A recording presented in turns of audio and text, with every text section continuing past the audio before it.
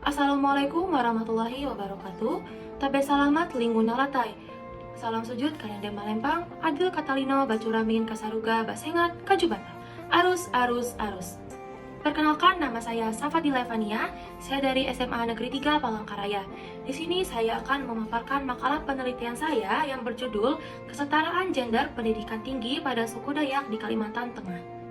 Latar belakang dan isu penelitian dari makalah ini yaitu yang pertama, negara menjamin hak pendidikan bagi seluruh masyarakat seperti yang tercantum pada Undang-Undang Dasar tahun 1945.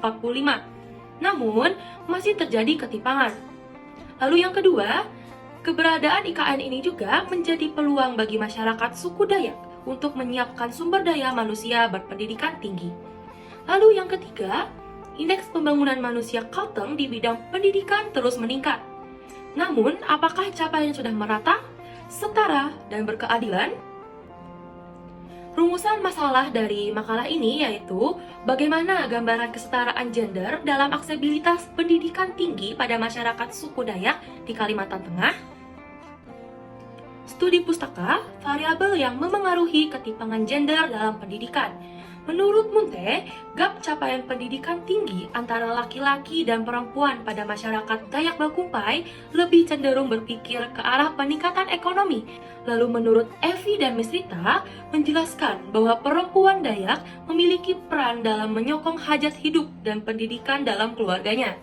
BPS mencatat bahwa indeks ketimpangan gender Kalimantan Tengah dalam kurun waktu 5 tahun terakhir cenderung mengalami penurunan meskipun lambat.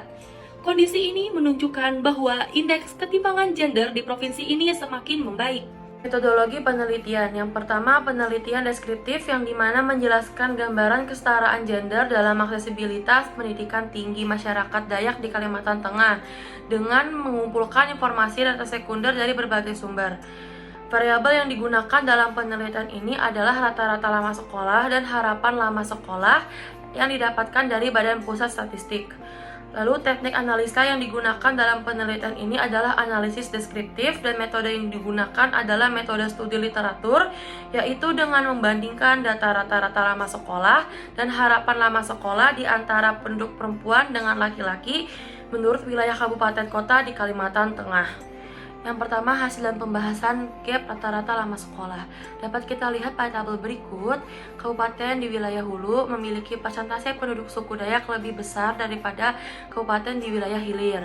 Maka dari itu, gap rata-rata lama sekolah pada kabupaten di wilayah Hulu lebih kecil dibandingkan dari kabupaten wilayah hilir.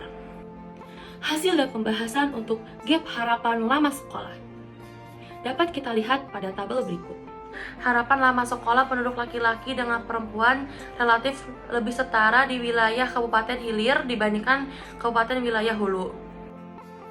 Yang ketiga, hasil pembahasan gap pendidikan tinggi. Dapat kita lihat pada tabel berikut, Kabupaten Gunung Mas yang memiliki persentase penduduk suku Dayak lebih tinggi dibanding kabupaten lainnya, terdapat 8,68% penduduk perempuan yang memiliki jasa S1 atau lebih.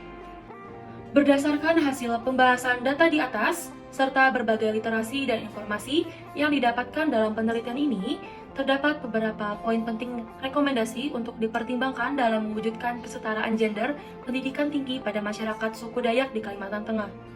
Yang pertama, pemberian beasiswa atau dukungan keuangan kepada pelajar kurang mampu secara ekonomi untuk kesetaraan akses. Yang kedua, mengatasi hambatan budaya yang membatasi peran perempuan suku Dayak dalam pendidikan. Lalu yang ketiga, mendorong kurikulum inklusif gender sejak dini. 4.